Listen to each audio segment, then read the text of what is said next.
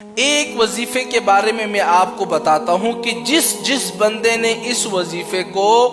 جمعے کے دن میں فجر کی نماز کے بعد کیا ہوا ہے نا، تو اللہ تعالیٰ نے اس بندے کے لیے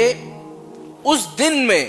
غیب سے مدد عطا فرمائی ہے۔ اتنا طاقتور وظیفہ ہے، اور اس وظیفے کے اوپر میرا اتنا یقین ہے، آپ اندازہ لگائیں کہ جب بھی جس دن بھی مجھے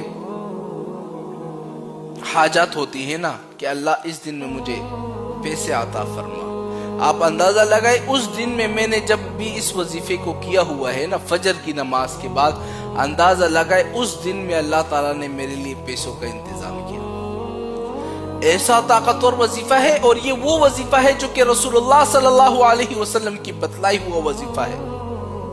بھئی آپ لوگوں کے رزق میں تنگی ہے، پیسے آپ کے پاس موجود نہیں ہیں، کرائے کے گھر میں آپ رہتے ہیں، اس کے علاوہ آپ کی کتنی حاجتیں ہوگی، اس وظیفے کو آپ فجر کی نماز کے بعد پڑھ لیں، اور یہ رسول اللہ صلی اللہ علیہ وسلم کی بتلائی ہوا وظیفہ ہے۔ اور میرا اس پر اتنا یقین ہے نا، میں آپ کو قسم کھا کر کہہ سکتا ہوں، اگر جس دن میں نے اس وظیفے کو کیا ہوا ہے نا، اس دن میں اگر میرے لیے پیسوں کا انتظام نہ ہو، آپ پھر مجھے بتاؤ۔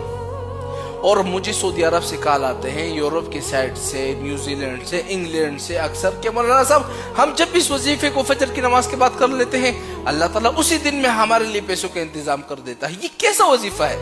میں ان سے کہتا ہوں یہ رسول اللہ صلی اللہ علیہ وسلم کا بتلایا ہوا وظیفہ ہے۔ بھئی اگر آپ کو پیسہ چاہیے نا، مالی حالت آپ کا تنگ ہے، کرائے کے گھر میں رہتے ہو، بچے بھوکے ہیں، تو آپ اس وظیفے کو کر لو۔ آپ نے کرنا کیا ہے؟ فجر کی نماز کے بعد سکون تسلی کے ساتھ بیٹھ جانا ہے، اور 3 مرتبہ اس وظیفے کو کرنا ہے۔ اللہم اکفینی بحلالک عن حرامک وَأَعْنِنِي بِفَضْلِكَ عَمَّنْ سِوَاكَ۔ یہ ایسا وظیفہ ہے نا،